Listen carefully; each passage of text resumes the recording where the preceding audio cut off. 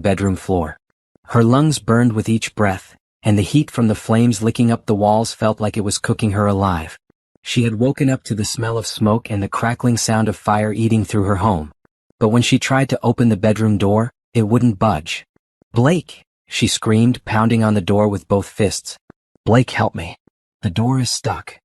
Her throat was raw from the smoke. She could barely get the words out. Simone twisted the doorknob again and again, throwing her whole body against the door, but something was blocking it from the other side. The fire was spreading fast, racing across the curtains and up the walls. The heat was unbearable. Then she heard him. Blake's voice came from the other side of the door, calm and quiet. She couldn't make out the words, but she knew it was him. Relief flooded through her body. "Blake. Oh, thank God. Help me get the door open." Simone coughed violently, her body shaking. "I can't breathe." There was silence. Then she heard footsteps. Not running toward her. Walking away. "Blake." Her voice cracked. "Blake." The footsteps continued down the hallway, growing fainter. Simone's heart stopped. He was leaving. He was actually leaving her to die. No, no, no. She threw herself at the door again, ignoring the pain shooting through her shoulder. Black smoke filled the room completely now. She couldn't see anything. Her body felt heavy, like someone had filled her arms and legs with sand. She sank to the floor, pressing her face against the small gap at the bottom of the door, trying to find any pocket of clean air. This couldn't be how her story ended. Not like this. Not at 32 years old with so much life still ahead of her. But her body wouldn't cooperate anymore. The smoke had filled her lungs and the world was going dark around the edges. In the distance she heard sirens. Sirens meant help was coming. Sirens meant maybe, just maybe, she had a chance. Simone held on to that sound like a lifeline as consciousness slipped away from her. She woke up to bright lights and the steady beeping of hospital machines. Her throat felt like someone had scraped it raw with sandpaper, and when she tried to move her arms, pain shot through them like lightning. Simone looked down and saw thick bandages wrapped around both forearms. The skin that showed was red and blistered. "Mrs. Bennett, try not to move too much." A nurse appeared beside her bed, adjusting the 4 in her arm. "You're very lucky to be alive. The firefighters got to you just in time." Lucky. That was an interesting word choice.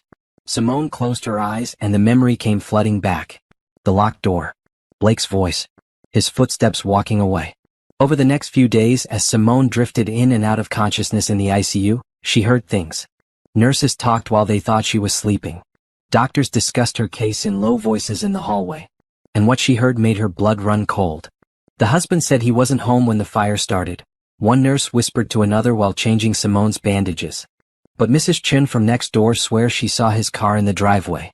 Said she watched him drive away right as the flames were visible in the upstairs window. "That's strange," the other nurse replied. "Why would he lie about that?" "No idea. But the fire department said something was blocking the bedroom door from the outside. They had to break it down to get to her." Simone kept her eyes closed and her breathing steady, but her mind was racing. Blake had been there. He had been home. And he had locked her in that room to die. The question was, why? Blake visited her in the hospital on her 4th day there. He came in carrying flowers, his eyes red like he'd been crying. When he saw her lying in the hospital bed, bandaged and broken, he rushed to her side. "Simone, baby, I'm so sorry." His voice shook. "I should have been there. I should have been home to save you." Simone looked at him, really looked at him, and saw someone she didn't recognize. This man had promised to love and protect her. They had been married for 5 years. She had trusted him with her life. And he had tried to take it. "Where were you?" she asked, her voice barely above a whisper. "I was at a late meeting with investors downtown," Blake said quickly, reaching for her hand. She pulled it away. "I got the call from the fire department and I drove home as fast as I could. When I saw our house, saw the flames. Simone, I thought I'd lost you." He was a good liar. If she hadn't heard those nurses, if she hadn't remembered his voice outside that door, she might have believed him. But now she saw the truth behind his tears. This was an act. "The door was locked," Simone said quietly. "From the outside." Blake's face flickered with something, fear maybe or surprise, before he composed himself. "The fire investigator said it might have been warped by the heat. Old houses do that sometimes. The wood expands and jams the door shut." "Is that what they said?" "Yeah." Blake squeezed her hand and she let him this time. "I'm just grateful you're alive. That's all that matters now. We'll rebuild. We'll get through this together." Simone nodded slowly, watching his face. Blake smiled at her, relieved. He thought she believed him. He thought he had gotten away with it. But Simone had learned something important that night in the fire. She was stronger than she ever knew. And she was done being the trusting, naive wife who believed everything her husband told her. If Blake wanted her dead, he had made a critical mistake. He had left her alive. And now she was going to find out exactly why he had tried to kill her. Then she was going to make sure he paid for it. The game had just begun, and Blake didn't even know he was playing. 3 weeks after the fire, Simone was released from the hospital. The burns on her arms were healing, but they would leave scars. The doctors said she was lucky the damage wasn't worse. Lucky. There was that word again. Simone didn't feel lucky. She felt angry. Blake had transformed their guest bedroom into a recovery space for her. He brought her meals, helped her change her bandages, and fussed over her like a devoted husband. To anyone watching from the outside, he was the picture of a caring spouse nursing his wife back to health. But Simone saw through it now. Every kind gesture felt like another layer of lies.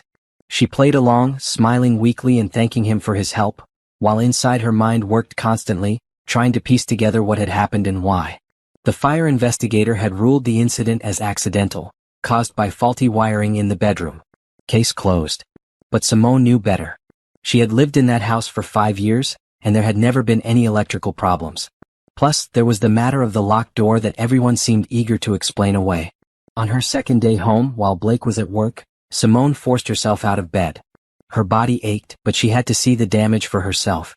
She walked slowly up the stairs to their bedroom.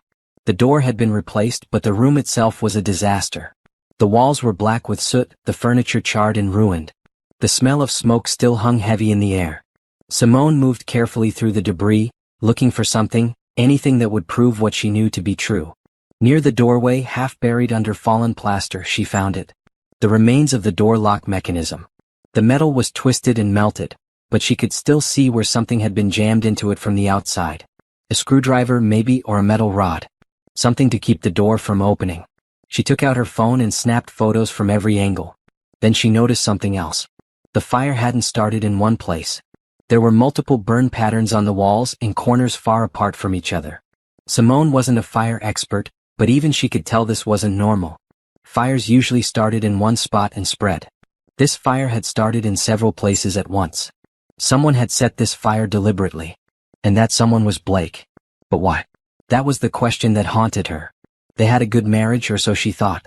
Sure, Blake had been distant lately, working longer hours and spending more time on his phone. But lots of married couples went through rough patches. It didn't usually lead to attempted murder. Simone spent the afternoon searching through Blake's office in their home. She felt like a spy in her own house, listening for the sound of his car in the driveway while she rifled through his papers and opened his desk drawers. Most of it was boring business stuff, contracts, property listings, invoices. But then she found his personal laptop tucked in the bottom drawer. Her hands shook as she opened it. Blake wasn't careful about security. His password was their wedding anniversary. How romantic. Simone logged in and started searching through his files. At first, she didn't find anything unusual. Work emails, spreadsheets, photos of properties. Then she checked the trash folder on his email, the place where people thought deleted things disappeared forever. People were always so careless about the trash. The email subject line made her stomach drop. We need to talk about the plan. Simone clicked it open. The email was from someone named Amber Morrison, sent 3 months ago. The message was short but devastating. Blake, I know you said it would take time, but I'm tired of waiting. When are you going to leave her? You promised me we'd be together. I can't keep sneaking around like this. Either you end things with Simone or I'm done with this whole thing. And don't think you can just string me along. I know about the insurance policy. If something happens to her, I want my share. Simone read the email 3 times, each word burning into her brain. Blake was having an affair with someone named Amber Morrison, and they had talked about her life insurance policy. She clicked through more deleted emails, finding an entire conversation thread between Blake and this woman. The messages went back over a year. They had met at some real estate conference. The affair had started innocently enough. Drinks after meetings, late-night conversations. But then it had turned into something more. Amber wanted Blake to leave Simone. Blake had been stalling, saying the timing wasn't right, that he needed to figure out the finances first. Then, 2 months ago, the tone of the emails changed. Amber had discovered that Simone had a substantial life insurance policy, $1 million with Blake as the sole beneficiary. She had also learned that Simone's parents had left her a sizable inheritance that was held in trust, which would go entirely to Blake if Simone died. The emails after that were careful, never explicitly saying what they were planning, but the implication was clear. If Simone died, Blake would be rich and free to be with Amber. All their problems would be solved. Simone's phone rang, making her jump. It was Blake. "Hey honey, just wanted to check on you," he said, his voice warm with false concern. "How are you feeling?" "Tired," Simone said, keeping her voice weak. "I was just resting." "Good. I'll be home in a couple hours with dinner. Love you." "Love you too," Simone lied. She hung up and immediately forwarded all the deleted emails to her own private email address, one that Blake didn't know about. Then she cleared the laptop's history so he wouldn't know she had been snooping. Simone sat back in Blake's office chair, her mind reeling. Her husband had tried to kill her for money, for an insurance payout and an inheritance. And he had a mistress waiting in the wings to help him spend it. The betrayal cut deeper than any physical wound. But underneath the pain, something else was growing. Something cold and sharp and focused. Blake had made a mistake. He had underestimated her. He thought she was weak, naive, easy to fool. He thought the fire had broken her. He was wrong. Simone picked up her phone and called her best friend Nadia, a lawyer who had been checking on her constantly since the fire. "Nadia," Simone said when she answered, "I need your help with something. And it has to stay completely between us." "Of course," Nadia replied immediately, hearing the seriousness in Simone's tone. "What's going on?" "Blake tried to kill me. And I'm going to prove it." Nadia came over the next morning while Blake was at work. Simone had never been so grateful for her friend's sharp mind and legal expertise. They sat in the living room with all the evidence spread out on the coffee table. Photos of the door lock, printouts of the emails, and Simone's notes about the timeline of events. "This is serious," Nadia said, examining everything carefully. "But we need to be smart about how we handle it. If we go to the police now with just this, Blake could talk his way out of it. Rich men with good lawyers have a way of making problems disappear." "So what do we do?" Simone asked. "We build an airtight case," Nadia said. "We gather more evidence. We document everything. And we make sure that when we finally take him down, he can't wiggle out of it." They came up with a plan. Simone would pretend to have memory problems from the smoke inhalation and trauma. She would act confused about the details of the fire, asking Blake innocent questions that would make him think she didn't remember anything suspicious. Meanwhile, she would secretly investigate, gathering evidence and building a case that would be impossible to deny. "But you have to be careful," Nadia warned. "If Blake realizes you're onto him, he might try again. And next time you might not be so lucky." Simone knew the risk. But she also knew she couldn't just walk away. Blake had tried to murder her. If she didn't stop him, he would keep the insurance money, get away with his crime, and probably do the same thing to the next woman who trusted him. Over the next week, Simone played her role perfectly. She asked Blake confused questions about the night of the fire. "Was I alone in the house?" she would ask. "I can't remember. Were you home?" Blake would patiently explain that he had been at a meeting, that she had been alone, that it was an accident caused by bad wiring. Each lie made her hate him more. While Blake thought she was recovering and confused, Simone was actually conducting a thorough investigation. She reached out to a friend from college who had become a fire investigator. Without revealing too much, she sent him the photos she had taken of the bedroom. His response confirmed her suspicions. "Simone, I don't want to alarm you, but this doesn't look like an accidental fire. See these burn patterns? Multiple points of origin. And that door lock looks deliberately jammed. Has anyone from the fire department contacted you about this?" Simone told him the official investigation had ruled it accidental.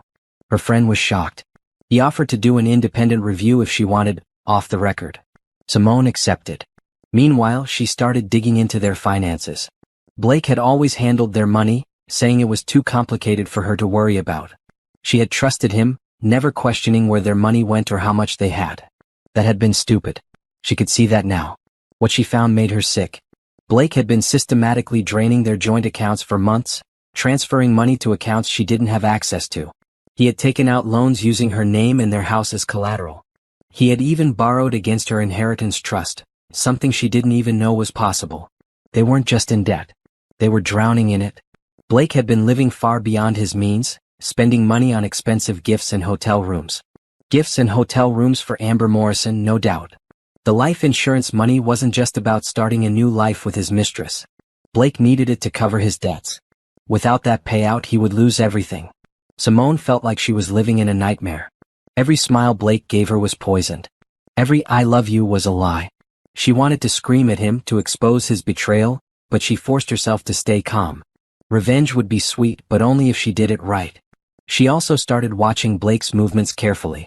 He didn't know she could see his location through the family tracking app on their phones. She had set it up years ago for safety reasons, and Blake had forgotten it existed. Now she used it to track where he went during his supposed business meetings. 3 times in 1 week, Blake's location showed him at the Grand Hotel downtown. Always in the afternoon. Always for 2 to 3 hours. Simone knew what that meant. She drove to the hotel one day, parking across the street where she could watch the entrance. Sure enough, at 2 o'clock, Blake's car pulled into the parking garage. 15 minutes later, a woman walked into the hotel lobby. She was young, maybe late 20s, with long blonde hair and expensive clothes. She looked confident, like she belonged there. Simone took photos of her. That must be Amber Morrison. The woman who was sleeping with her husband. The woman who knew about the plan to kill her. Watching them meet, knowing what they had done, made Simone's hands shake with rage. But she didn't confront them. Not yet. She took her photos, documented the date and time, and drove home before Blake did. That night, Blake came home with flowers and takeout from Simone's favorite restaurant. He kissed her cheek and asked about her day. She told him she had spent it resting, watching TV, trying to regain her strength. "You're doing so well with your recovery," Blake said, smiling at her. "I'm proud of you." Simone smiled back, playing the grateful wife. Inside, she was counting down the days until she could destroy him. Her phone buzzed with a text from Nadia. "Found something big. Can you talk tomorrow?" Simone's heart raced. Whatever Nadia had discovered, it was going to be another piece of the puzzle. Another nail in Blake's coffin. She looked at her husband across the dinner table, laughing at something on his phone, completely unaware that his whole world was about to come crashing down. Blake had tried to kill her, but he had failed. Now Simone was going to make him regret that failure for the rest of his life. Nadia arrived at 9 the next morning with her laptop and a determined expression. She sat up in the kitchen while Blake was at his morning workout, a routine that gave them exactly 90 minutes to talk freely. "I did some digging on Amber Morrison," Nadia said, pulling up files on her computer. "She works for Blake's company. She's an acquisitions coordinator. She's been there for about 18 months. So he gave his mistress a job," Simone said bitterly. "How convenient. It gets worse. I looked into their financial records, don't ask me how, and Blake has been paying her way more than someone in her position should make.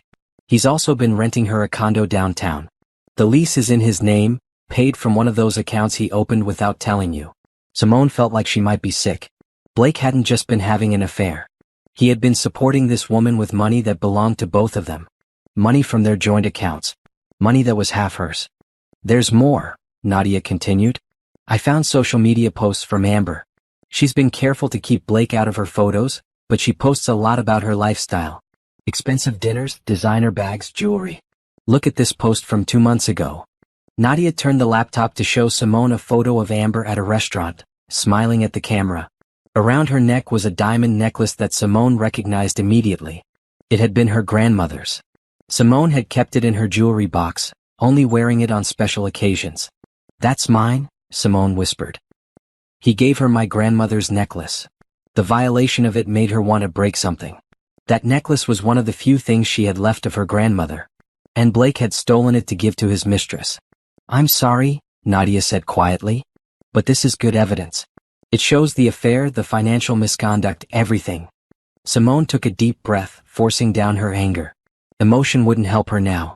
Cold calculation would. "I want to see her," Simone said suddenly. "I want to see this woman face to face." "Simone, I don't think that's a good idea. I'm not going to confront her. I just need to see her. To understand who she is." Nadia looked hesitant but finally agreed. They looked up Amber's social media posts and found that she frequented a coffee shop downtown every morning before work. The next day, Simone drove there and waited. She had changed her appearance since the fire. Her long hair was now cut short in a pixie style. She wore large sunglasses even inside the coffee shop. The burns on her arms were covered by long sleeves. She looked different enough that she hoped Amber wouldn't recognize her. At 8:30, Amber Morrison walked into the coffee shop. In person, she was even prettier than her photos suggested. She wore a cream-colored suit that probably cost more than Simone's car payment. Her hair was perfectly styled, her makeup flawless. She looked like someone who had never struggled for anything in her life. Simone watched from a corner table as Amber ordered her coffee, chatting with the barista like they were old friends. She seemed happy, carefree. She had no idea her whole world was about to collapse. Amber picked up her coffee and turned to leave. That's when their eyes met. Simone saw the moment of recognition, the way Amber's smile faltered. Her face went pale. "Simone," Amber said uncertainly. Simone said nothing, just stared at her. Let her be uncomfortable. Let her wonder what Simone knew. I heard about the fire. I'm so sorry. That must have been terrifying." Amber's voice wavered. She clutched her coffee cup tighter. "Blake said you were recovering well." "Blake talks to you about me?" Simone asked, her voice calm. We work together. It came up at the office." Amber was backing toward the door. "I really should go. I'm going to be late for work." "Amber," Simone said, making the woman freeze. "That's a beautiful necklace you're wearing. Where did you get it?" Amber's hand flew to her throat, where a different necklace hung today. But Simone saw the guilt in her eyes. She knew. "I have to go," Amber said quickly, practically running out of the coffee shop. Simone sat back in her chair, satisfied. That had been enlightening. Amber was scared. She knew what they had done, and seeing Simone alive and aware had shaken her. Good. Let her be scared. Simone followed Amber at a distance, watching as she practically ran to her car. Then Simone followed the car, staying far enough back that Amber wouldn't notice. Amber didn't go to Blake's office. Instead, she drove to the Grand Hotel. Simone parked across the street and waited. 20 minutes later, Blake's car pulled into the parking garage. So Amber had called him, panicked about their encounter. They were meeting to discuss what to do. Simone took photos of both their cars in the parking garage. She checked the time and dated the photos. Then she did something bold. She walked into the hotel. The lobby was busy with business travelers checking in and out. Simone kept her head down and moved toward the elevators like she belonged there. She had seen enough movies to know that hotels like this had security cameras everywhere. She was counting on it. She stood in the lobby for 10 minutes, pretending to be on her phone. Then she saw them coming out of the elevator together. Blake had his hand on Amber's lower back, guiding her. They weren't being careful anymore. They thought they were safe. Simone snapped photos of them together. Blake leaning in to whisper something in Amber's ear. Amber laughing. Blake kissing her temple. Every photo was another nail in their coffin. As they walked past her toward the exit, Blake stopped suddenly. Simone's heart pounded, thinking he had seen her. But he was just checking his phone. "I need to get back," he said to Amber. "Simone's been asking weird questions lately.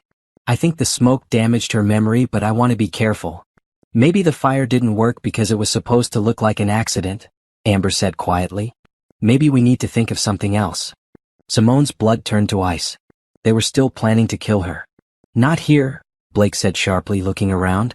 He didn't see Simone standing 20 feet away, her phone recording every word. "We'll talk later." They left the hotel separately. Simone stood there, shaking, listening to the recording she had captured.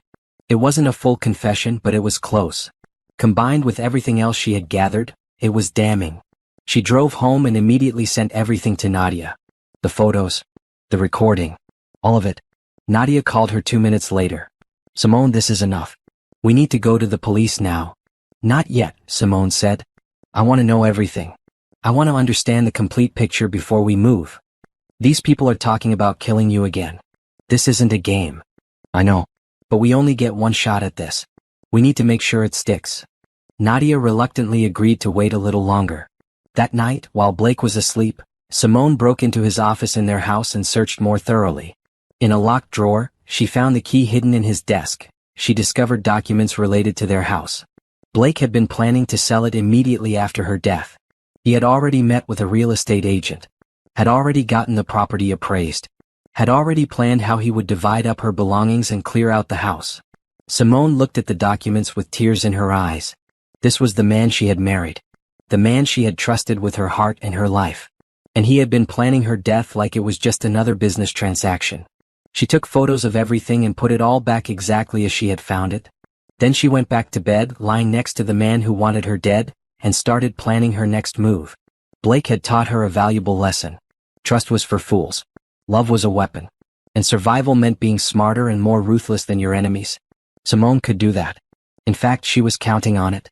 3 days after the hotel encounter, Simone sat in an unmarked office downtown, across from Detective Harrison Cole. Nadia had arranged the meeting, calling in a favor from a law school friend who knew the detective personally. Harrison was in his mid-40s, with gray streaks in his hair and the tired eyes of someone who had seen too much. "Mrs. Bennett," he said, gesturing for her to sit. "Your friend tells me you have some concerns about your house fire." Simone placed a thick folder on his desk. Inside was everything she had gathered over the past weeks. The emails between Blake and Amber, the financial records showing the drained accounts, photos of the door lock, the fire investigator's unofficial analysis, pictures of Blake and Amber together, and the recording from the hotel. Detective Cole went through it methodically, his expression growing more serious with each page. When he finished, he sat back in his chair and studied Simone carefully. "This is a lot of evidence," he said. "Why didn't you come to the police sooner?" "Because I needed to be sure," Simone replied. "And I needed to have enough proof that he couldn't talk his way out of it. You should have come to us immediately. What your husband did, what he tried to do, is attempted murder. Every day you stayed in that house with him, you were in danger." "I know. But I also know how these things work.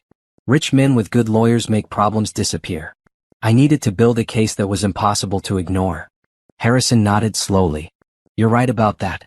But you're also lucky you're still alive to tell this story." He tapped the folder. "Do you mind if I keep this? I want to review everything more carefully." "That's a copy. Keep it." Harrison studied her for a long moment. "There's something else you should know, Mrs. Bennett.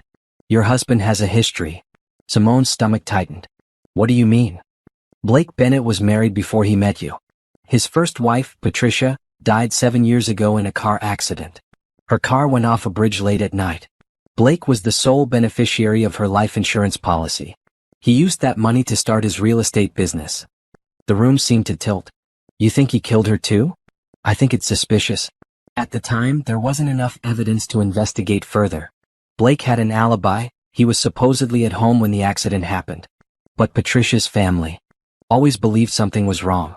Her car was new, well-maintained. The weather was clear that night. And she was an experienced driver who knew that road well." Simone felt sick. "So he's done this before?" "Possibly. But we couldn't prove it then and the case went cold. However, with what you've brought me today, we might be able to reopen that investigation." Harrison leaned forward. "Mrs. Bennett, I'm going to be honest with you. What you've collected is good, but it's not enough for an arrest yet. We need something concrete. A direct confession. Proof of planning. Something that puts the attempted murder directly on Blake with no room for doubt." "What do you suggest?" "We need to make him slip up. Make him think he's in danger of being caught so he does something stupid. Criminals get sloppy when they panic." They spent the next hour planning. Harrison would quietly investigate Blake's financial records and the original fire report. Meanwhile, Simone would continue gathering evidence and, with Harrison's guidance, would create situations where Blake might reveal more of his plans. "Be careful," Harrison warned as she left. "If Blake even suspects you know the truth, he becomes a cornered animal. And those are the most dangerous kind." Simone went home and found Blake in the living room working on his laptop. He smiled when he saw her, the loving husband act in full effect. "Hey baby. How was your day?" he asked. "Tiring. I went for a short walk trying to build my strength back up." Simone sat down next to him, glancing at his laptop screen. "What are you working on?" "Just some property listings." Blake closed the laptop quickly. Too quickly. "Blake," Simone said carefully, "can I ask you something?" "Of course." "I've been trying to remember details about the night of the fire. The doctors say my memory might come back in pieces. I remembered something today and I wanted to ask you about it." She watched his body language shift, becoming tense. "What did you remember?" "I remember calling out to you. I'm pretty sure I heard your voice outside the bedroom door." Simone kept her expression innocent and confused. "But you said you weren't home. Did I dream that? Was that the smoke affecting my brain?" Blake's face went pale for just a second before he recovered. "Honey, you were in a traumatic situation. The doctor said you might have some mixed-up memories. I wasn't home that night. I was across town at a meeting. I wish I had been there. Maybe I could have saved you sooner." "You're probably right," Simone said, backing down. "It just felt so real." "Trauma can do that," Blake said, putting his arm around her. She forced herself not to flinch. "Try not to think about it too much. Focus on healing. That night, after Blake fell asleep, Simone checked his laptop. He hadn't logged out properly. She found his search history and her heart nearly stopped. He had been researching accidental deaths. Specifically, he had looked up information about carbon monoxide poisoning, about making it look like a gas leak accident, about whether life insurance paid out for household accidents. Blake was planning to try again. Simone took screenshots of everything and sent them to both Nadia and Detective Cole. Then she went to the bathroom and threw up, her body shaking with fear and rage. She couldn't stay in this house anymore. Not with Blake actively planning another attempt on her life. She texted Nadia, "I need somewhere safe to stay. Tonight." Within an hour, Nadia had arranged for Simone to stay at her apartment. But they had to be smart about it. If Blake knew she was onto him, he might run or destroy evidence. Simone came back to bed and pretended to sleep. The next morning, she told Blake she was going to stay with Nadia for a few days. "I just need some girl time," she said. "The house still smells like smoke and it's giving me headaches. Plus, Nadia has been wanting to help with my recovery. Is that okay?" Blake looked relieved. "Of course, whatever you need. Take all the time you want." He probably thought he was getting a break from having to pretend to care about her. What he didn't know was that Simone had just moved herself out of his immediate reach while she prepared the final stage of her plan. As she packed her bag, Blake's phone rang. He stepped into the other room to answer it, but Simone could hear parts of the conversation. "No, she's going to stay with a friend for a while." "I know, but we need to be patient. Trust me, I have a plan." He was talking to Amber. Still plotting. Still thinking he was going to get away with it. Simone finished packing and hugged Blake goodbye, letting him kiss her cheek. "I'll call you later," she said. "Love you," he replied automatically. "Sure you do," Simone thought as she walked out the door. At Nadia's apartment, she met again with Detective Cole. He had been busy. "I pulled the original fire investigation report," he said. The official ruling was accidental, but the investigator noted several irregularities that were dismissed. Multiple burn points, the jammed door lock, accelerant residue that was attributed to cleaning products. Someone didn't want to dig deeper. "Can you reopen the case?" "I'm working on it, but I need your help. We need to catch Blake doing something that proves intent. The search history helps, but a good lawyer will say he was just curious or researching for a story. We need him to act." They came up with a plan. It was risky, but Simone was done playing it safe. She was going to force Blake's hand, make him reveal himself completely. And when he did, she would be ready to watch him fall. Simone had been staying at Nadia's apartment for 4 days when she put her plan into action. She called Blake that morning, her voice carefully neutral. "Hey, I think I'm ready to come home today," she said. "I miss our house." "Are you sure? I thought you needed more time." Blake sounded uncertain. "I do miss you," Simone lied smoothly. "And I've been thinking about the fire a lot. I want to go through some of our documents. The insurance company needs information about what was lost, and I figured I should start organizing everything." There was a pause on the other end. "I can handle all that for you. You don't need to worry about the paperwork. I want to do it. It'll help me feel productive." Simone kept her tone light. "Besides, I need to look at our financial records anyway. I was thinking about our bank accounts and I realized I don't even know what we have anymore. When I'm feeling better, I want to be more involved in our finances." Another pause, longer this time. "Okay. I'll see you tonight then." "Great. Love you." Simone hung up and looked at Detective Cole and Nadia, who had been listening on speaker. "He's worried," Nadia said. You could hear it in his voice. "Good," Simone replied. "Let him worry." The plan was simple but dangerous. Simone would return home and make it obvious she was looking into their finances and the fire investigation. She would ask innocent-sounding questions that would make Blake panic.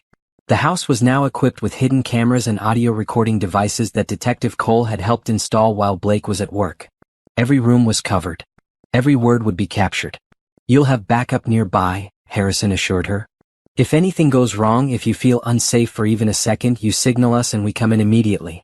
Simone nodded. She knew the risks. But she also knew this was the only way to get a confession that would stick. Blake needed to believe he was in danger of being caught. Only then would he reveal his true self. She went home that afternoon. Blake arrived an hour later with Chinese takeout and a strained smile. "Welcome back," he said, kissing her cheek. "I missed you." They ate dinner while making small talk. Simone could feel the tension radiating off him. After they finished, she casually mentioned she was going to look through the home office. "I want to get started on those insurance documents," she said. Now, it's kind of late. Blake stood up quickly. Why don't we watch a movie or something instead? I'm not tired. You go ahead. I'll just be an hour or so. Simone went to the office before Blake could protest further. She knew he was following her, hovering in the doorway as she started pulling out files and opening drawers. She made a show of looking confused at some of the bank statements. Blake, why does this account show such a large withdrawal last month? She asked, pointing to one of the statements. Business expense. I had to make a down payment on a property. But this is our joint savings account. I thought you used your business account for company purchases. I did, but I needed extra capital. Don't worry about it. Blake was getting agitated. Simone, can we do this another time? You're still recovering. You shouldn't stress yourself out with finances. I'm fine. Simone pulled out more files, deliberately making a mess. She found the fire investigation report and started reading it. This is interesting. The report says there were multiple points of origin for the fire. What does that mean? It means the fire spread to different areas. That's normal. But it says points of origin, not spread. Doesn't that mean it started in multiple places? Simone looked up at him with wide, innocent eyes. How can a fire start in multiple places at once if it's accidental? Blake's jaw clenched. You're reading too much into technical jargon. The fire department ruled it accidental. That's all that matters. I suppose you're right. Simone put the report down and picked up another file. This one contained information about Blake's first wife, Patricia. Simone had planted it there earlier, wanting to see his reaction. Blake, I didn't know you kept files about Patricia. All the color drained from Blake's face. Where did you find that? It was in the bottom drawer. I was looking for our marriage certificate for the insurance company. Simone opened the folder, revealing the news clippings about Patricia's accident. It's so sad. She died so young. And in such a tragic accident. Put that away. Blake's voice was sharp now, all pretense of patience gone. I just think it's strange that you've had 2 wives involved in fatal accidents. I said put it away. Blake grabbed the folder from her hands and shoved it back in the drawer, slamming it shut. That's private. That's none of your business. I'm your wife. How is it not my business? Patricia's death was investigated and ruled an accident. I don't want to talk about it. Blake was breathing hard, his face red. And the fact that you're comparing it to your fire is insulting. I didn't cause either incident. I never said you did. Simone kept her voice calm even as her heart raced. The cameras were catching all of this. His aggressive behavior. His defensiveness. I'm sorry if I upset you. I was just curious. Blake took a deep breath, clearly trying to compose himself. I'm going to go make some calls for work. Please, just leave the office alone for tonight. He left the room and Simone heard him go upstairs. She waited a few minutes, then quietly followed. She could hear him on the phone in their bedroom, his voice low and urgent.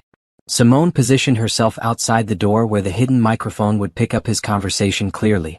We have a problem, Blake was saying. She's asking questions about the fire. About the bank accounts. She even found the stuff about Patricia. I don't know how much she knows, but she's getting suspicious. No, I can't wait anymore. It needs to happen soon. I was thinking carbon monoxide. It's winter, people use their heaters, accidents happen. Yes, I'm sure.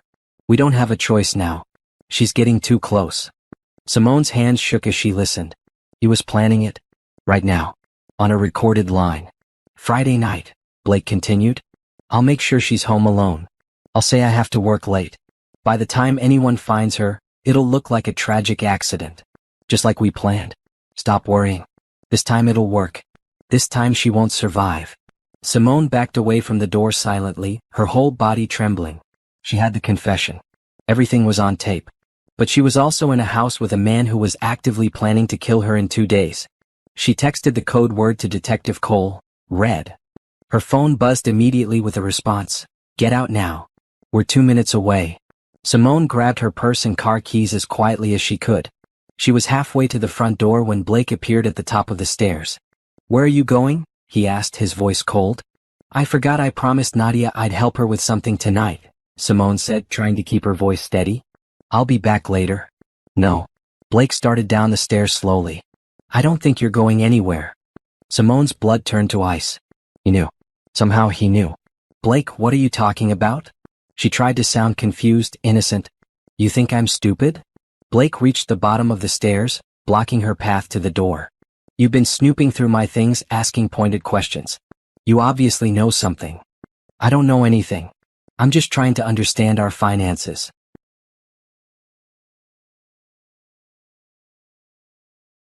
Liar. Blake took a step toward her. You know about Amber. You probably know about the insurance too. I should have realized you weren't as brain damaged from the smoke as you pretended to be. Simone backed up toward the kitchen, trying to keep distance between them. You're scaring me. Good. You should be scared. Blake's face was twisted with anger and something else, desperation. You've ruined everything. I had a perfect plan. I was going to be free, rich, and happy. But you had to survive. And now you're asking questions and stirring up trouble. Blake, please. I should have used more accelerant in the fire. Should have made sure you couldn't wake up. That was my mistake. He was advancing on her, backing her into the kitchen. But I won't make that mistake again. Simone's hand found the kitchen counter behind her. She grabbed the first thing she touched, a heavy cookbook, and held it up defensively. Don't come any closer, she warned. Blake laughed. What are you going to do? Hit me with a cookbook? You're not strong enough to hurt me, Simone. You've never been strong enough for anything. That's when the front door burst open. Detective Harrison Cole and 3 uniformed officers rushed in, guns drawn. Blake Bennett, don't move. Harrison shouted. Put your hands where I can see them. Blake's face went from rage to shock to calculation in seconds. Officers, thank God you're here. My wife has been acting strange since her accident. She's not well. She's been making accusations. Save it, Harrison said. We heard everything. The house is wired for audio and video. We have your entire confession on tape. The color drained from Blake's face as the reality hit him. You set me up. No, Simone said, stepping out from behind the counter. You set yourself up when you tried to murder me. Blake lunged toward her, but the officers grabbed him before he could reach her. They wrestled him to the ground, handcuffing him while he shouted curses and threats. Blake Bennett, you're under arrest for attempted murder, arson, insurance fraud, and conspiracy to commit murder, Harrison said, reading him his rights. As they dragged Blake out of the house, he looked back at Simone with pure hatred in his eyes. You'll regret this. You'll never prove anything. I already have, Simone replied calmly. When the police cars drove away with Blake in custody, Simone collapsed onto the couch, her whole body shaking with adrenaline. Nadia rushed in seconds later, having been waiting in a car down the street. Are you okay? Nadia wrapped her arms around Simone. I'm okay, Simone said, even though she wasn't sure it was true. It's over. It's finally over. But even as she said it, she knew it wasn't completely over. There was still Amber Morrison to deal with. And there was still the matter of making sure Blake never hurt anyone again. The game wasn't over yet. This was just the end of the first round. Blake was denied bail. The judge, after reviewing the evidence, the recordings, the emails, the financial records, deemed him a flight risk and a danger to others. He was held in county jail awaiting trial. Simone felt a weight lift off her shoulders knowing he was locked up, but she knew the legal battle was far from over. Blake had hired an expensive defense attorney, some slick lawyer named Richard Vance who specialized in defending rich men accused of crimes. Vance was already spinning a narrative in the media about Blake being a devoted husband falsely accused by a traumatized wife with memory problems. Don't read that garbage, Nadia advised, taking Simone's phone away as she scrolled through news articles. That's what defense lawyers do. They plant reasonable doubt before the trial even starts. But Simone wasn't worried about Blake's lawyer. She had Detective Cole and the truth on her side. What concerned her more was Amber Morrison. Amber had gone quiet since Blake's arrest.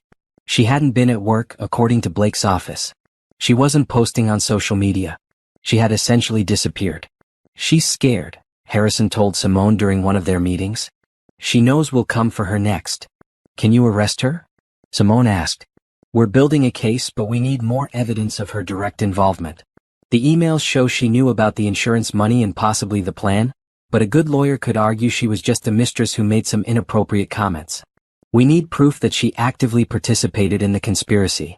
Simone thought about this. Amber was a loose end, and loose ends had a way of unraveling entire cases. 2 days later, Amber's lawyer contacted the prosecutor's office. She wanted to make a deal. She was willing to testify against Blake in exchange for reduced charges. Simone sat in the prosecutor's office during the negotiation, which Nadia had insisted she had a right to witness as the victim. Amber looked terrible.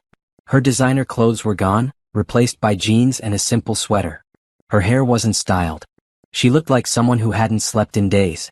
When she saw Simone, she started crying.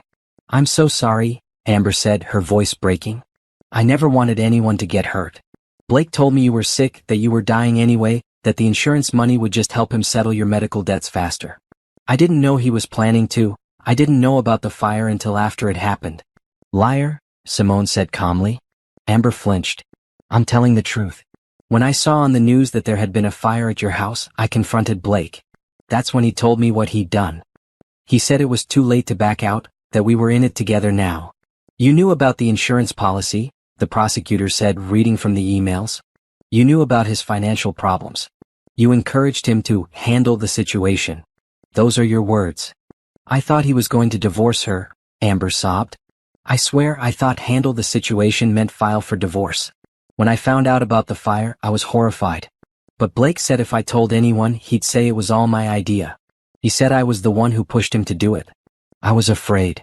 Simone watched Amber's performance, trying to determine what was truth and what was manipulation. Had Amber really been an unknowing accomplice, or was she trying to save herself? "Blake has been controlling and abusive," Amber continued, looking at Simone. "He isolated me from my friends. He paid for everything, so I was dependent on him. When I tried to end things, he threatened me. He said he had pictures and messages that would ruin my reputation. I felt trapped." "This is very convenient," Nadia said sharply. "Now that Blake is arrested, suddenly you're a victim too?" "I know how it looks," Amber said. "But I'm telling you the truth. Blake Bennett is a dangerous man. He manipulated me just like he manipulated Simone. The only difference is I survived to talk about it." The prosecutor and Amber's lawyer negotiated for another hour. In the end, they reached an agreement. Amber would testify against Blake, providing details about their affair, his financial problems, and any conversations they had about the fire. In exchange, she would plead guilty to insurance fraud and conspiracy, receiving a reduced sentence of 10 years with possibility of parole after 5. Simone wanted to protest. 10 years didn't seem like enough for someone who was part of a murder plot. But Nadia explained that Amber's testimony would be crucial in ensuring Blake got a much longer sentence. "Sometimes you have to make deals with small fish to catch the big shark," Nadia said. After the meeting, as everyone was leaving, Amber approached Simone. Her lawyer tried to stop her, but Amber pushed past him. "I know you hate me," Amber said quietly. "I hate myself too. I was stupid and selfish and I believed Blake's lies. But I want you to know that I'm glad you survived. When I heard you were still alive, I was relieved. That sounds terrible, but it's true." Simone looked at this woman who had helped destroy her life. Part of her wanted to rage, to scream about betrayal and stolen necklaces and attempted murder. But another part of her just felt tired. "I don't forgive you," Simone said. "And I don't want your apology. But I hope prison teaches you to make better choices about the men you involve yourself with." Amber nodded, tears streaming down her face. "I hope you find happiness again. You deserve it." As Amber walked away with her lawyer, Nadia put an arm around Simone. "How are you feeling?" "Honestly, I'm just glad it's almost over." But there was still one more surprise waiting. That evening, Detective Cole called with news that would change everything. "We reopened the investigation into Patricia Bennett's death," he said. "Blake's first wife. We've been going through old evidence and we found something." "What?"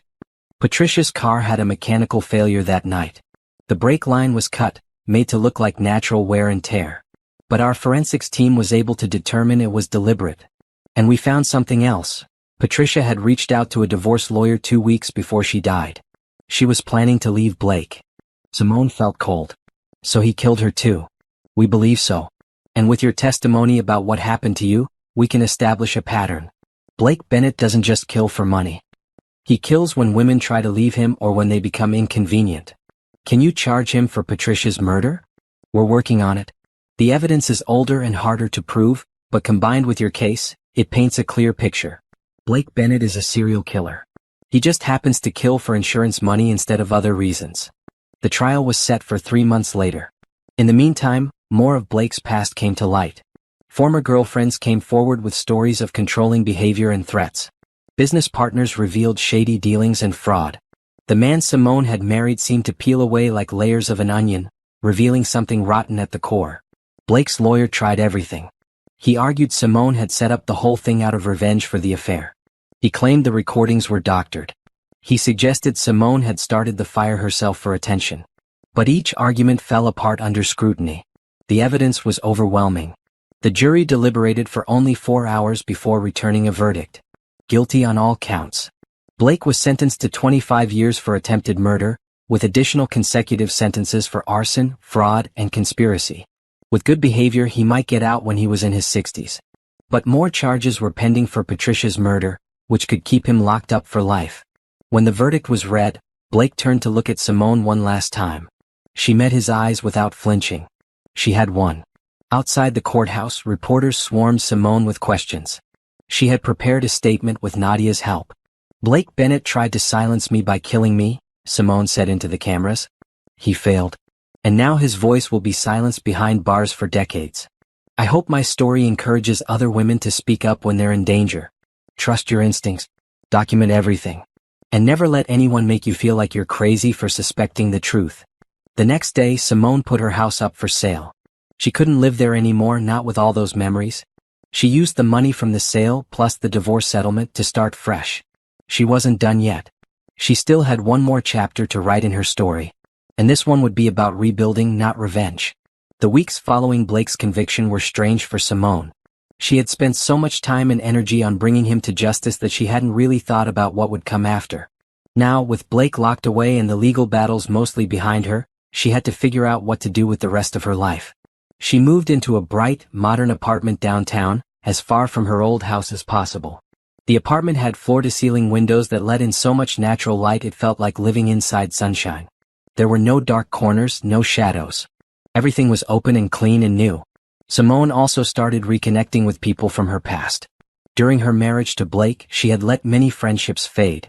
He had been good at isolating her, making her feel like she didn't need anyone but him. Now she realized how much she had lost.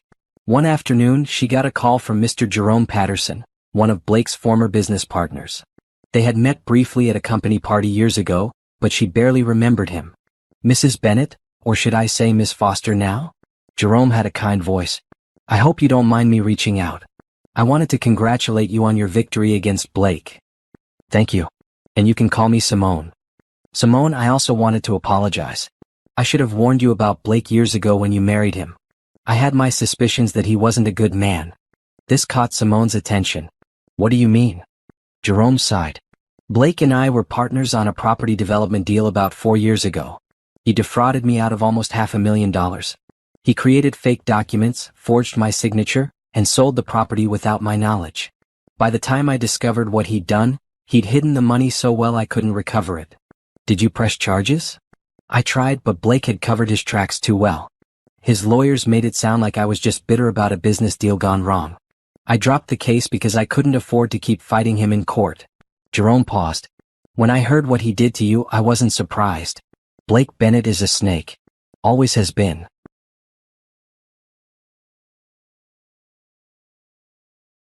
"I appreciate you telling me this," Simone said.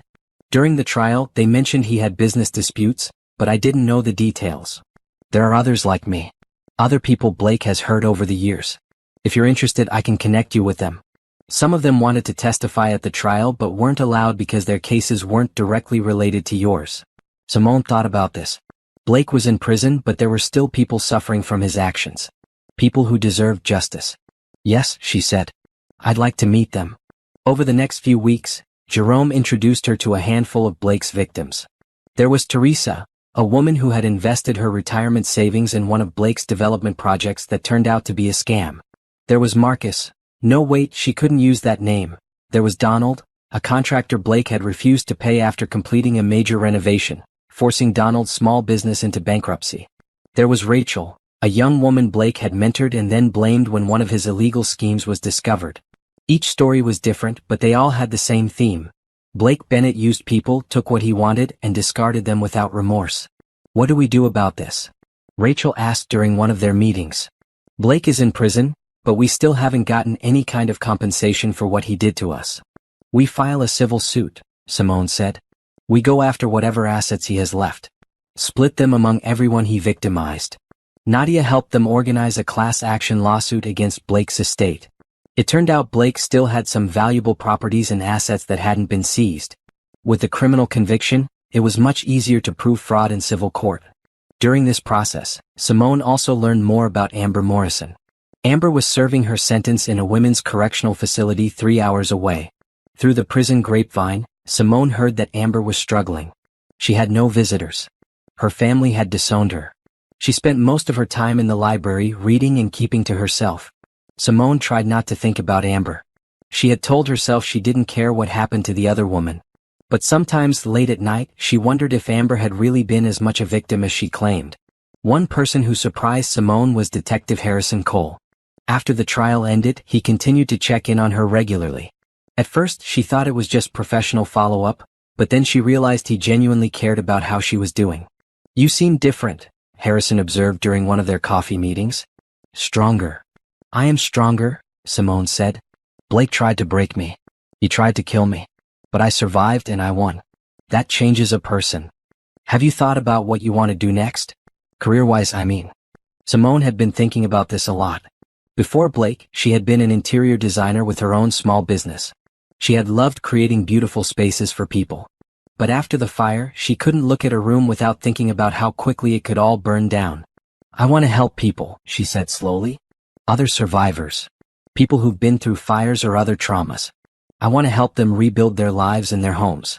Harrison nodded approvingly. "That's good. Turn your pain into purpose." Inspired by this conversation, Simone started researching fire safety and trauma recovery. She took courses on burn rehabilitation and PTSD. She volunteered at a shelter for domestic violence survivors, helping them create safe spaces in their new homes. She also started a blog, writing about her experience and what she had learned. She didn't use her real name at first, just calling herself Phoenix because she had risen from the ashes. But her story resonated with people. Within months, she had thousands of followers. Women who had survived abuse, people who had lost everything in fires or other disasters, anyone who had been betrayed by someone they trusted.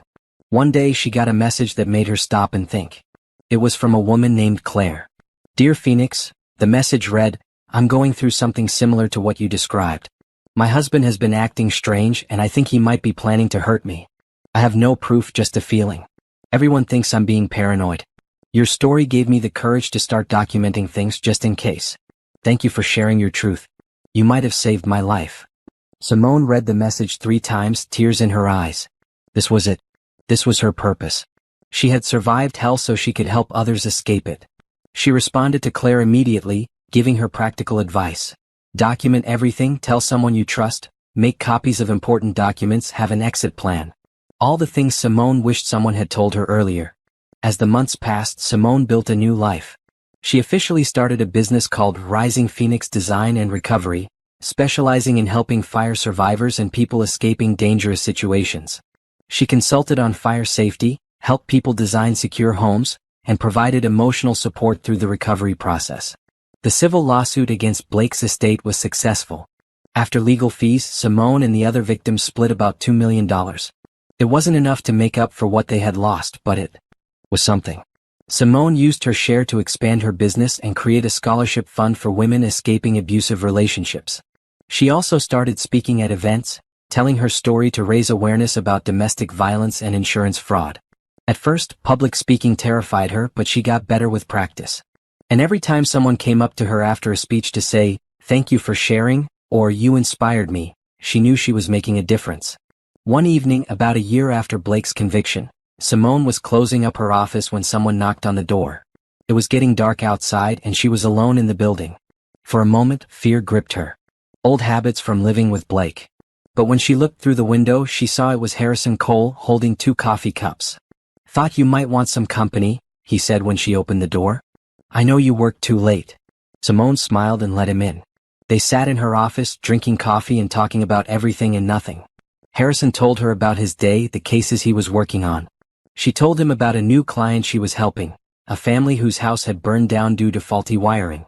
"You're doing good work," Harrison said. "I'm proud of you." "Thanks. That means a lot coming from you." There was a pause and then Harrison said, "Simone, I know the timing might not be perfect, but I'd like to take you to dinner sometime. Not as a detective checking on a victim, but as a man who thinks you're remarkable and would like to get to know you better." Simone looked at him, really looked at him. Harrison was kind, honest, and had proven himself trustworthy when she needed help most. But was she ready for something romantic? "I'd like that," she said carefully. "But I need to take things slow. Really slow." "Slow works for me," Harrison said with a gentle smile. "I'm a patient man." As Simone locked up her office that night and walked to her car, she felt something she hadn't felt in a long time: hope. Not just hope for justice or safety, but hope for happiness. Real, genuine happiness. Blake had tried to destroy her, but instead he had set her free. Free from his lies, free from her naivety, free to become the strongest version of herself. The battle wasn't completely over. Blake could still appeal and there were always new legal issues popping up. But Simone had won the war. She had survived, rebuilt, and found purpose in her pain. And that was the best revenge of all. Simone had successfully avoided thinking about Blake for months. She had built a new life, started her business, and was slowly opening her heart to the possibility of happiness again. Then she received a letter from the prison. Blake wanted to see her. "Absolutely not," Nadia said immediately when Simone told her. "There's no reason for you to subject yourself to that." "I know," Simone agreed. But something about the request nagged at her. Blake was in prison. He couldn't hurt her anymore. Maybe seeing him one last time would give her closure. Or maybe she was being stupid. Harrison was equally opposed when she mentioned it to him over dinner a few nights later. They had been dating for 2 months now, taking things slow like she requested. He was gentle and patient, everything Blake hadn't been. "He's trying to manipulate you," Harrison said. "Guys like Blake, they can't stand losing control. He wants to see you to prove he still has power over you." "But he doesn't have power over me anymore," Simone pointed out. "Maybe I want him to see that. Maybe I want him to see me thriving while he rots in prison." Harrison studied her face. "This isn't about closure for you, is it? This is about showing him that he lost." Simone smiled. "Maybe." After a week of consideration, she agreed to the prison visit. Nadia insisted on coming with her, and Harrison arranged to be in the facility during the visit, just in case. The prison was a gray, depressing place. Everything was concrete and metal bars. The visitors' room smelled like disinfectant and despair. Simone sat at a table, her hands folded in her lap, waiting. When they brought Blake in, she almost didn't recognize him. Prison had not been kind to him. He had lost weight, his hair was going gray, and there was a hardness in his eyes that hadn't been there before. He looked older, meaner. He sat down across from her, his hands cuffed to the table.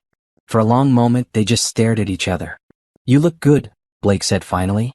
"Prison must agree with you." "I'm not in prison," Simone replied calmly. "You are." Blake's jaw clenched. "Did you come here to gloat?" "I came because you asked me to." "Why did you want to see me, Blake?" He leaned forward as much as his restraints allowed. "I wanted to tell you that I'm sorry." Simone laughed. She couldn't help it. "You're sorry? You tried to murder me and you're sorry?" "I was under a lot of pressure," Blake said, and she could see him slipping into his old patterns, making excuses, deflecting blame. The business was failing. I had debts. Amber was pressuring me. I wasn't thinking clearly. "Stop," Simone held up a hand. "I didn't come here to listen to your excuses. You tried to kill me because you're a selfish, greedy man who values money more than human life. You killed Patricia too, didn't you?" Blake's face went blank. "I was never convicted of that. Because they couldn't prove it. But we both know the truth. You killed your first wife for her insurance money, and when that ran out, you tried to kill me for mine. How long until you would have killed Amber if she had married you?" "You don't know anything about Patricia," Blake hissed. "I know enough. I know she was planning to leave you, just like I was going to leave you eventually once I figured out what you really were." Simone leaned forward now, holding his gaze. "Did you bring me here to apologize? Or did you bring me here because you can't stand that I won?" Blake's calm facade cracked. "You didn't win. You destroyed my life." "No, Blake. You destroyed your own life when you decided murder was an acceptable solution to your problems. I just made sure you faced consequences for it. I gave you everything." Blake's voice rose, causing a guard to move closer.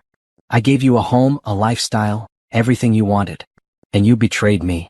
You tried to burn me alive," Simone said quietly. "I heard you outside that door, Blake. I heard your footsteps walking away while I was dying. That sound haunted me for months. But not anymore. Now when I think about that night, I remember that I survived. I beat you." Blake's eyes filled with rage and something else. Maybe desperation, maybe regret. "I didn't think it would actually kill you. I thought you'd wake up and get out in time." Simone felt cold. "You're lying. Even now, after everything, you're still lying." "I'm not." The door was jammed from the outside. The fire started in multiple locations. You left the house while I was still trapped inside. Every single one of those actions shows intent to murder. So don't sit here and tell me you thought I'd survive." Blake's shoulders slumped. The fight seemed to go out of him. "What do you want me to say, Simone? I want you to admit what you did. Not just to me but to Patricia. To everyone you've hurt. I want you to take responsibility. And if I do?" Blake looked up at her. "Will that make you feel better? Will that give you closure?" "No," Simone said honestly. "Nothing you say or do will undo what you did. But maybe if you admit the truth you can start to become a better person. Or at least a less terrible one." They sat in silence for a long moment. Then Blake spoke, his voice barely above a whisper. "I did it. I killed Patricia. I cut her brake line and sent her off that cliff. And I tried to kill you too. I set that fire knowing you probably wouldn't make it out. And I would have killed Amber eventually if I had gotten away with it, because she knew too much." He looked up at Simone. "Is that what you wanted to hear?"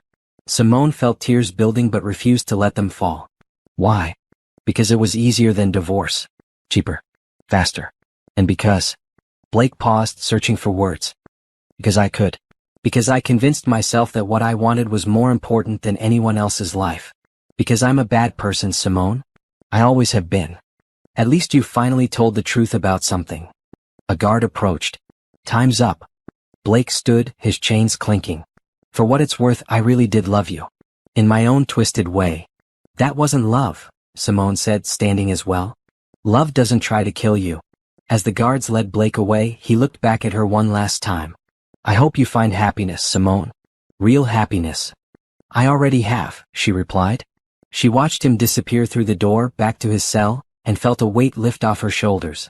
She had faced her monster and he was just a pathetic man in chains. Nothing to be afraid of anymore. Outside, Nadia was waiting. "How do you feel?" "Free," Simone said. "Finally free." Harrison joined them in the parking lot. "He confessed to killing Patricia," Simone told him. "While we were talking. I didn't even ask him to, he just admitted it." Harrison looked surprised. The room was being recorded. "That confession can be used to reopen Patricia's case officially." "Good," Simone said. "Her family deserves justice too." As they drove away from the prison, Simone looked back at the gray building one last time. Blake would spend the rest of his life there probably. With his confession to Patricia's murder, he would likely face additional charges and more years added to his sentence. But Simone didn't care about that anymore. Blake wasn't her problem. He was just a chapter in her story, a dark one that was now closed. She had so much to look forward to. Her business was growing. She was helping people every day. She had friends who truly cared about her. And she had Harrison who treated her with respect and kindness. "You know what I realized in there?" Simone said to Nadia and Harrison. "Blake thought he was destroying me with that fire. But he actually set me free. I was trapped in a marriage with a monster, living a lie. The fire burned away all the pretense and showed me who he really was. In a weird way, he did me a favor." "That's one way to look at it," Nadia said with a slight smile. "It's the only way to look at it," Simone replied. "Because the alternative is to spend the rest of my life being a victim. And I refused to do that." She had been through hell and come out the other side. She had faced death and won. She had exposed evil and seen justice done. She was a survivor, a fighter, and she was just getting started. Blake Bennett had tried to reduce her to ashes. Instead, she had risen from them, stronger and brighter than ever before. And that was the greatest victory of all. 6 months after the prison visit, Simone stood in front of a packed auditorium. She was giving a speech at a women's empowerment conference, something she never imagined herself doing before Blake tried to kill her. Before, she had been quiet, content to stay in the background. Now she had a voice and she intended to use it. "My name is Simone Foster," she began, her voice steady and clear. "And I am a survivor of attempted murder." The audience was silent, hanging on every word. She told her story, not every detail but enough. The fire. The betrayal. The investigation. The victory. She talked about how she had been naive and trusting, how she had missed signs that something was wrong. But she also talked about how she had found her strength, gathered evidence, and fought back. "Blake Bennett tried to silence me by killing me," Simone said, echoing her words from outside the courthouse a year ago. "He failed. And now his voice will be silenced behind bars for the rest of his life. I'm telling you this not for sympathy, but to show you that you have more power than you think. If you're in a dangerous situation, trust your instincts. Document everything. Reach out for help. And never let anyone convince you that you're crazy for suspecting the truth. She paused, looking out at the sea of faces. But my story isn't just about surviving. It's about thriving. After Blake was convicted, I had a choice. I could let his betrayal define me, let it make me bitter and afraid. Or I could use my experience to help others. I chose the latter. Simone talked about her business, Rising Phoenix Design and Recovery. She talked about the family she had helped, the lives she had touched. She talked about finding purpose in her pain. The fire that was meant to kill me actually set me free, she said. It burned away my illusions about my marriage and showed me who I really was underneath. I discovered that I'm stronger than I ever knew. I'm braver. I'm more resilient. And I'm not alone. She gestured to the audience. None of us are alone. Every person in this room has faced challenges.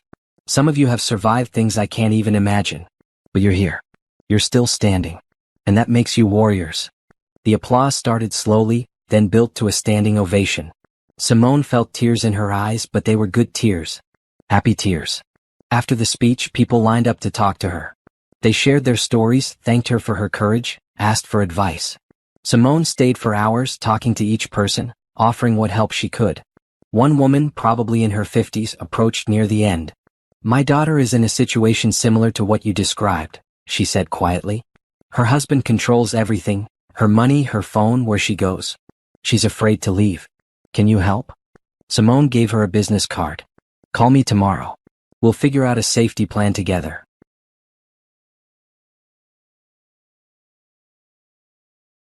As the conference ended and people filtered out, Harrison appeared at her side. He had been sitting in the back row, supporting her like he always did. That was amazing, he said, kissing her cheek. You were amazing. It felt good, Simone admitted. Scary but good. Come on, Harrison said, taking her hand. I have a surprise for you. He drove her to a building downtown that she didn't recognize. When they went inside, she gasped. It was a huge open space with perfect lighting and modern fixtures. A sign on the wall read Rising Phoenix Recovery Center, coming soon. What is this? Simone asked. It's yours, Harrison said. Well, it will be. I talked to Jerome Patterson and some of Blake's other victims. We all pooled our money together and bought this space for you.